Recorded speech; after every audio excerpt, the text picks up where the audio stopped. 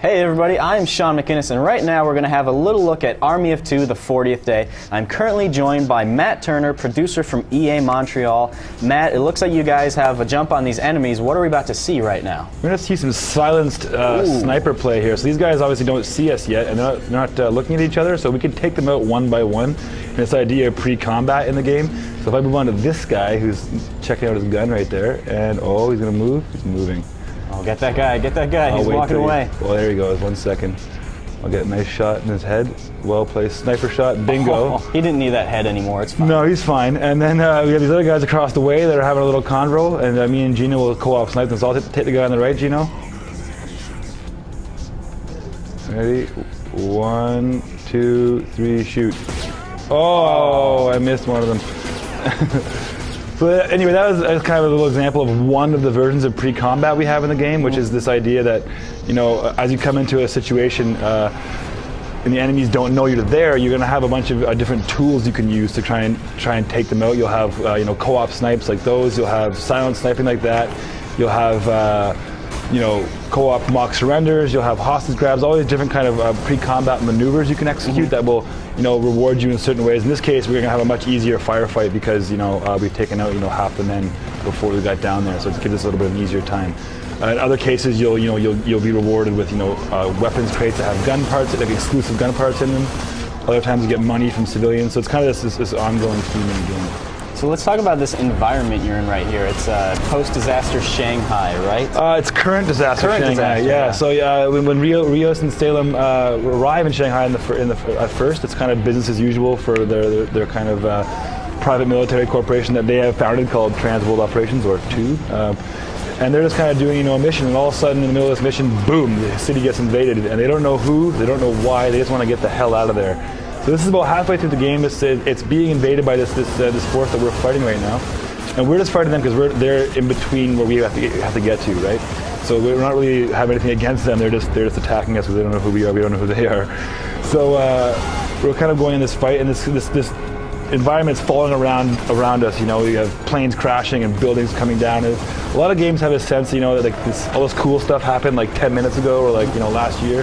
Well, this is happening to you, and you're involved in this disaster. It's current, and it's kind of ongoing, you know, dramatic theme in the game. We can see here we've also worked really hard on the through the gun experience. You know, we've worked really hard on the kind of the muzzle flashes, the way they sound, the way the bullets leave the chamber, and the shells leave the receiver, and also like the impulses of the enemies when you hit them. You know, so we have, you know, those big explosions, and they have, you know.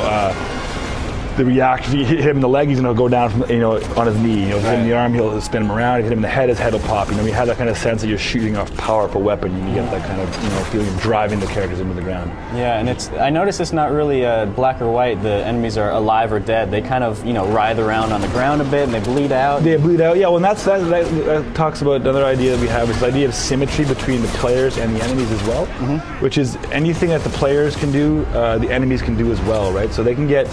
The enemies can get downed, crawl to cover, be healed by their partners or their buddies. They can use the step jump. They can use riot shields. You know, they have tactics. So they have all these kind of the same tool set that we've got. So it kind of gives them the sense of being, you know, dynamic, you know, living, breathing characters in the world, and you know, a little bit more than kind of just cannon fodder for us.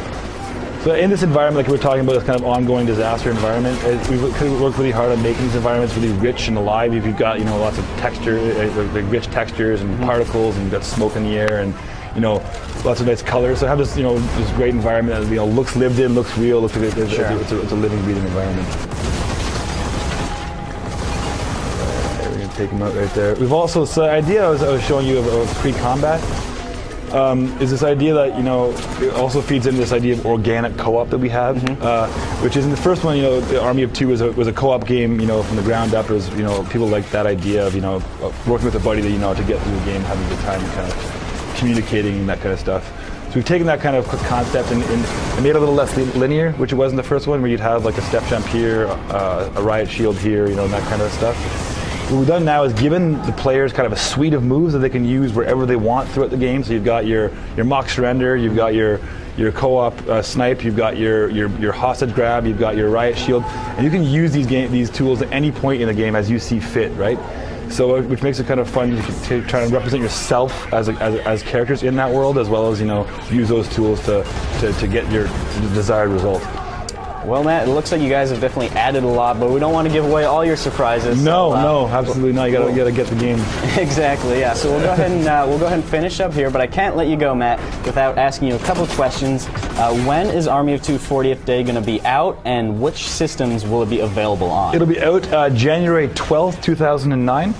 Which is a great little window for us, after all the hullabaloo and before all the next hullabaloo.